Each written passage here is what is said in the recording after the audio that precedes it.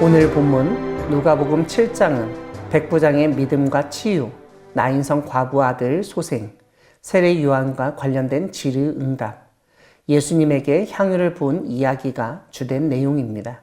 오늘 본문 첫 번째 부분은 백부장의 믿음과 종의 치유 이야기입니다.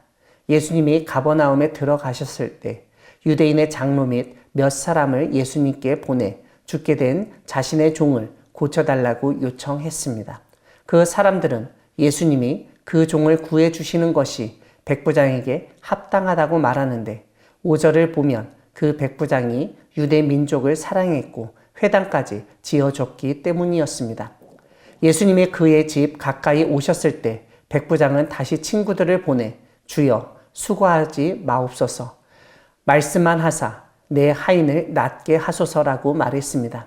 그러면서 나도 남의 수하에 든 사람이요 내 아래에도 병사가 있으니 이더러 가라 하면 가고 저더러 오라 하면 오고 내 종더러 이것을 하라 하면 하나이다 라고 설명했습니다. 9절을 보면 예수님은 그를 놀랍게 여기시며 따르는 무리에게 이스라엘 중에서도 이만한 믿음을 만나보지 못하였다고 말씀하셨습니다. 백부장이 보냈던 사람들이 집으로 돌아가 보니 종이 이미 나아 있었습니다. 오늘 본문 두 번째 부분은 나인성 과부의 아들을 살리신 이야기입니다. 예수님이 나인이라는 성에 이르셨을 때 장래 행렬과 마주치셨습니다. 12절은 그 죽은 자가 한 어머니의 독자요 그의 어머니는 과부라고 설명합니다. 13절에서 예수님은 과부를 불쌍히 여기사 울지 말라 하시고 그 관에 손을 대셨습니다. 그리고 청년아 내가 네게 말하노니 일어나라고 말씀하셨습니다. 그러자 죽었던 자가 일어나 앉고 말도 했습니다.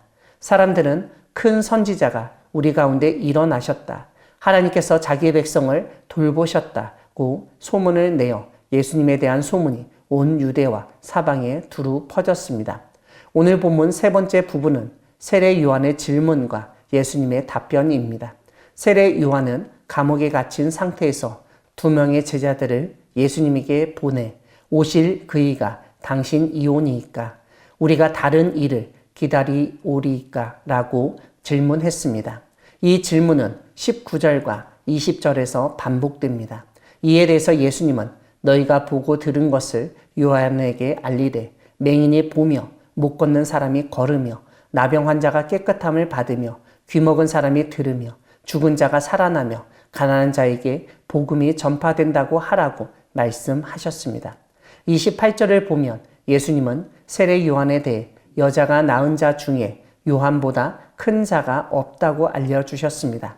하지만 그 말씀 뒤에 그러나 하나님 나라에서는 극히 작은 자라도 그보다 크다고 일깨우셨습니다.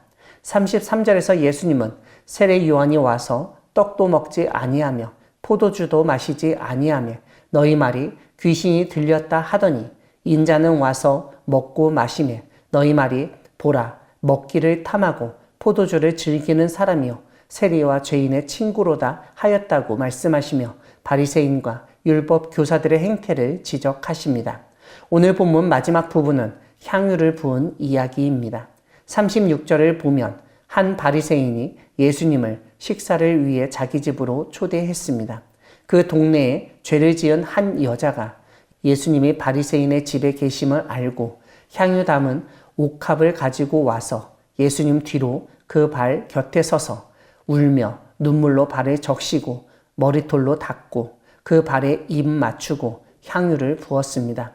예수님을 청했던 바리새인은 마음속으로 이 사람이 만일 선지자라면 자기를 만지는 이 여자가 누구며 어떠한 자, 곧 죄인인 줄을 알았으리라고 생각했습니다.